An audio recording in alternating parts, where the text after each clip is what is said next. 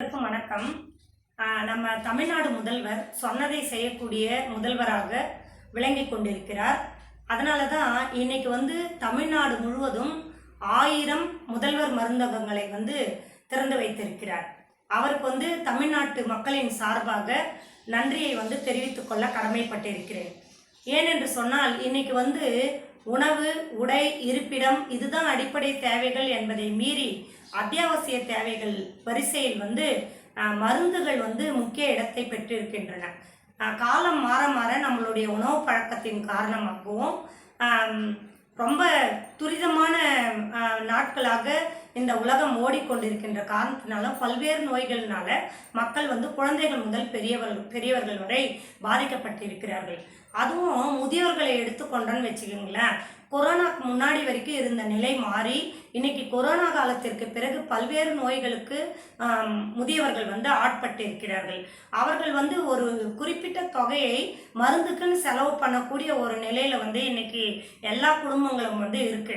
இதை கருத்தில் கொண்ட நம்முடைய மாண்புமிகு முதலமைச்சர் மு.க. ஸ்டாலின் அவர்கள் பார்த்தீங்கன்னா இன்னைக்கு தமிழ்நாடு முழுவதும் 1 இல்லை 2 இல்லைங்க 1000 மெடிக்கல் ஷாப்ஸ் ஓப்பன் பண்ணியிருக்கிறாரு. அப்போ அந்த மெடிக்கல் ஷாப்போட சிறப்பு அம்சங்கள் என்னன்னு பார்த்தீங்கன்னா, அங்கே மருந்துகள் வாங்குகின்றவர்களுக்கு பார்த்தீங்கன்னா ஏறக்குறைய 75% 100 ரூபாய்க்கு மருந்து வாங்கினா 75 ரூபாய் வரை அவங்களுக்கு மருந்து செலவு குறைவாக கிடைக்கிறது. அதாவது 100 ரூபாய்க்கு வாங்குகின்ற இதற்கு முன்னால் வாங்குகின்ற மருந்துகள் இன்னைக்கு 25 ரூபாய்க்கே அவங்களுக்கு கிடைக்கும். எவ்வளோ பெரிய விஷயம் பாருங்க.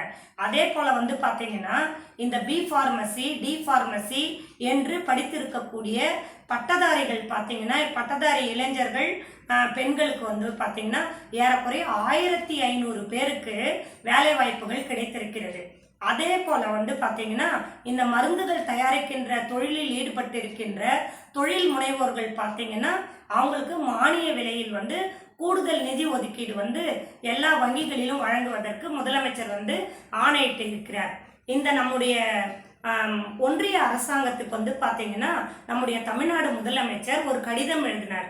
என்ன கடிதம்னா, அத்தியாவசிய மருந்துகளுக்கு நீங்க வரி சலுகை வழங்க வேண்டும் அப்படின்னு நம்ம முதலமைச்சர் கேட்டுக்கொண்டதற்கு இணங்க ஒன்றிய அரசாங்கம் 36 மருந்துகளுக்கு மட்டும் வரி சலுகை வழங்கி இருக்கிறாங்க. அப்ப எத்தனையோ மருந்துகள் இருக்கு, அதுக்கெல்லாம் வழங்கல. 36 மருந்துகளுக்கு மட்டும் வரி சலுகை வழங்கி இருக்கிறார்கள். இதுல முதியோர்களுக்கு என்ன பிரச்சனைன்னு பார்த்தீங்கன்னா, கொரோனாக்கு முன்னாடி வரைக்கும் ட்ரெயின்ல பயணம் போகின்ற முதியவர்களுக்கு ஆண்களுக்கு 40% சலுகை, பெண்களுக்கு 50% கட்டண சலுகை வழங்கப்பட்டது. ஆனால் கொரோனாக்கு பிறகு அதை மத்திய அரசாங்கம் நீக்கிவிட்டது. அதே போல பார்த்தீங்கன்னா அவங்க சேமிப்பு பத்திரங்கள் வாங்கி வச்சிருப்பாங்க, டெபாசிட் வங்கிகளில் போட்டு வச்சிருப்பாங்க.